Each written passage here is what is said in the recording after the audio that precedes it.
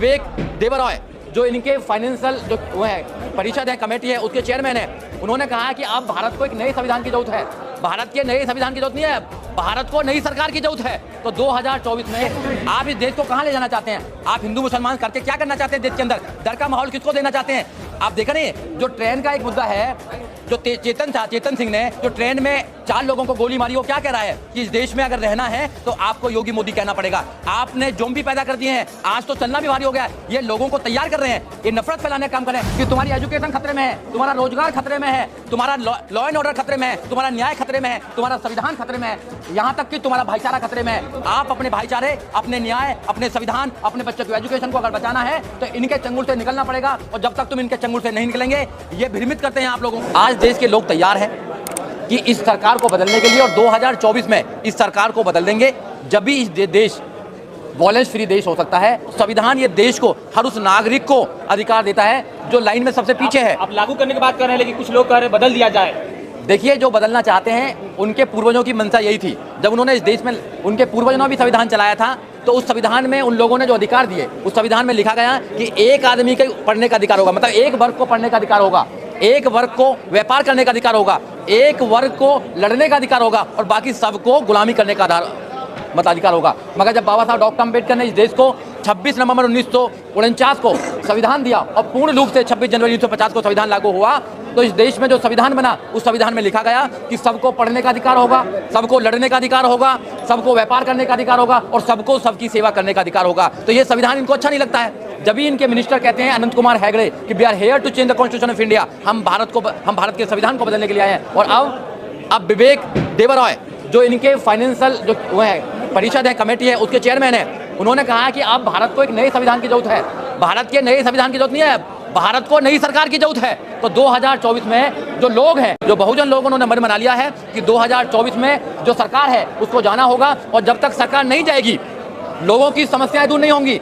ये जो वॉयलेंस है, ये वॉयलेंस वैसे ही नहीं हो रहा है, ये वॉयलेंस सरकार के द्वारा कराया जा रहा है। चाहे वो नूह का वॉयलेंस हो, दिल्ली का वॉयलेंस हो, चाहे वो आसाम का वॉयलेंस हो, चाहे मणिपुर का वॉयलेंस हो, चाहे वो गुजरात का 2002 का वॉयलेंस हो, ये सरकारें कराती हैं। जब वॉयलेंस करने वाले कुछ लफंगे लोगों के साथ में सरकारें मिल जाती हैं, वहाँ की पुलिस मिल जाती है जब वॉयलेंस होता है। कह रहे हैं कि लफंगे करते हैं, लेकिन क्या आपको लग रहा है कि ऐसे बहुत सारे ऐसे बिट्टू बजरंगी मानू मनेसर घूम रहे समाज में, लेकिन उसे पोसा पाला जा रहा है? क्या 24 में इससे भी ज्यादा वॉयलेंस देखने को मिलेगा? देखिए, जब सरकार पर जवाब नहीं होते हैं देश की जनता के, तो वो वॉयलेंस कराती है। क्योंकि आपने देखा होगा, जब सवाल पूछते हैं तो वो शोर मचाते हैं, शोर मचाने लगते हैं। क्योंकि जिससे कि जो सवाल वादे किए थे, जो मोदी जी ने वादे किए थे, 15-15 लाख रुपए का जो वादा किया था मोदी जी ने, क्या किसी को 15 लाख मिले?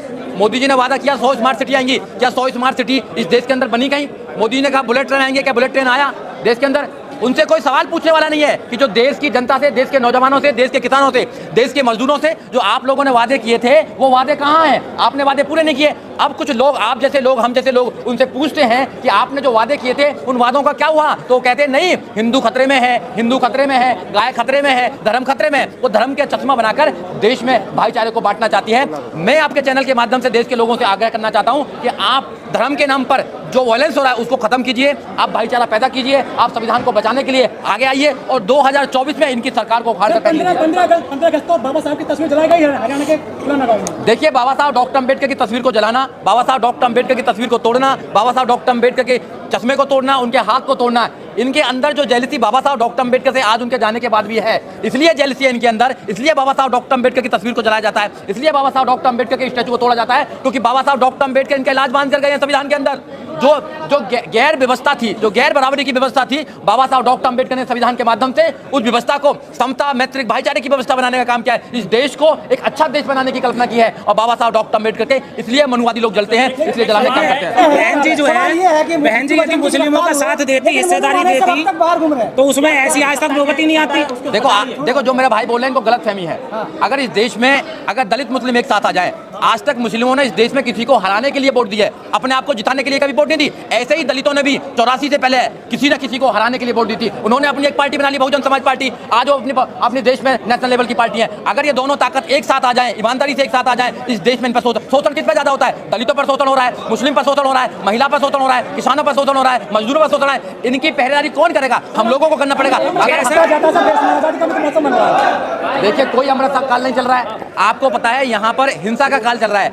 अगर आपको जवाब देना पड़ेगा तो हिंसा फैला दीजिए आप। आप हिंसा से लोगों का मुंह बंद करना चाहते हैं, आप डर का माहौल बनाना चाहते हैं। और जिस देश में अगर डर का माहौल रहेगा तो देश में कैसे अच्छे लोग रह पाएंगे?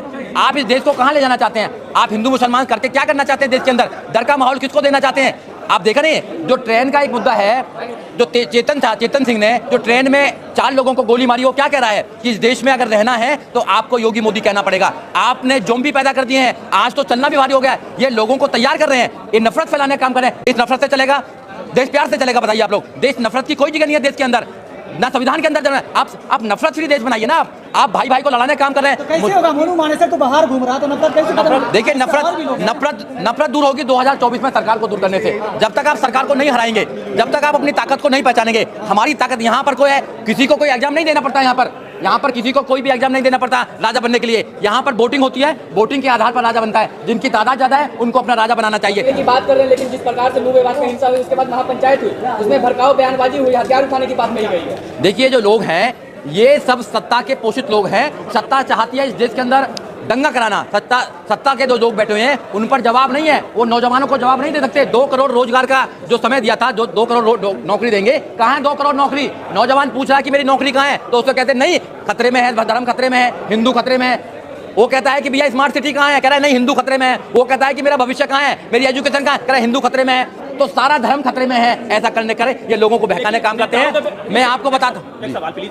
नेताओं के बेटा जो देश विदेश पढ़ रहे हैं, लेकिन जो मिडिल क्लास हैं उनको कहा जाता है आप खतरे में हैं, तो ये डबल स्टैंडर्ड पॉलिसी को थोड़ा बताइए। ये तो लोगों को समझना चाहिए ना। जो लोग खतरे में बताते हैं उनके बेटे विदेश में यूनिवर्सिटी में पढ़कर वो LLM कर रहे हैं, वो बड़ी बड़ी डिग्री ले रहे हैं। मगर जो लोग खतरे के नाम पर हथियार उठा लेते हैं, अपने भाइयों से लड़ने का काम करते हैं, उनको समझना चाहिए कि तुम्हारी एजुकेशन खतरे में है, तुम्हारा रोजगार खतरे में है, तुम्हारा लॉ एंड ऑर्डर खतरे में है, तुम्हारा न्याय खतरे में है, तुम्हारा संविधान खतरे में है, यहाँ तक कि तुम्हारा भाईचारा खतरे में है। आप अपने भाईचारे, अपने न्याय, अपने संविधान, अपने बच्चों की एजुकेशन को अगर बचाना है तो इनके चंगुल से निकलना पड़ेगा। और जब तक तुम इनके चंगुल से नहीं निकलेंगे, ये भ्रमित करते हैं आप लोगों को, इसके भीड़ से निकलना पड़ेगा आप लोगों को एक अच्छा माहौल बनाना पड़ेगा और देश में इनकी सरकार को उखाड़ कर फेंकना पड़ेगा।